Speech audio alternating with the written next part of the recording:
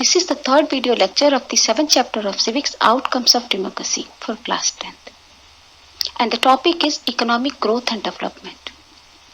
Democracy is expected to produce a good government, a government which is accountable, responsive and legitimate. But it is not necessary that this government will also help in the economic growth and development of a country. Because evidence shows that in practice many democracies did not fulfill the expectation of producing development in a country. According to records, the dictatorship have had higher economic growth than democracies. Means democracy is unable to achieve higher economic growth compared to dictatorship. Then the question is, why do we prefer democracy? If democracy is not able to achieve higher economic growth, then why don't we reject democracy and adopt dictatorship or any other form of government? Well, here we can mention two reasons. The first one is economic growth and development of a country depends upon many factors. Country's population size, global situation, cooperation from other country, economic priorities adopted by the countries. Let us take the example of India. In India, we have all the resources available like land, water, minerals. But still there is poverty and our economic growth is also very less. And we know that not one, but there are multiple factors responsible for poverty and low economic growth in India.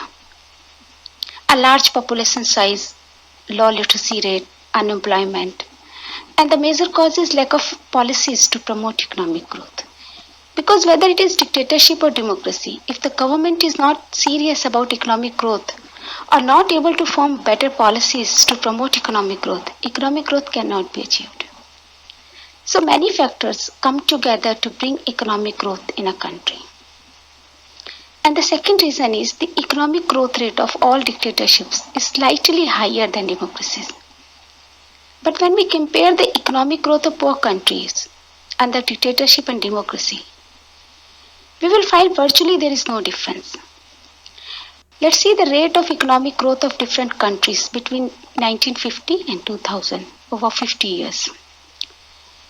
We see here that the economic growth rate in democratic regimes is 3.95% and the economic growth of all the dictatorial regimes is 4.42%.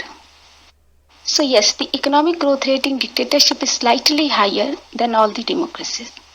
Now let's see the growth rate of poor countries under dictatorship and democracy.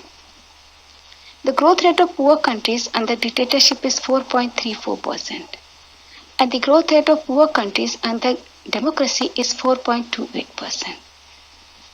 So it is nearly equal, there is no much difference. So overall we can say that democracy is not a guarantee of economic development. But we can expect that democracy can compete with dictatorship in achieving economic growth and development. Moreover, today out of 10 richest countries in the world, 2020, 9 countries are liberal democracies. So if we have to choose, we must prefer democracy, as it has many other well-known positive outcomes like dignity, equality, freedom, which are extremely important because if a person is not free, he is not being treated equally in his own country. What is the point of being rich or achieving economic growth? This is all about the economic growth and development. In the next video lecture, we will discuss the second topic of economic outcomes of democracy, reduction of inequality and poverty. Thank you for watching. Have a nice day.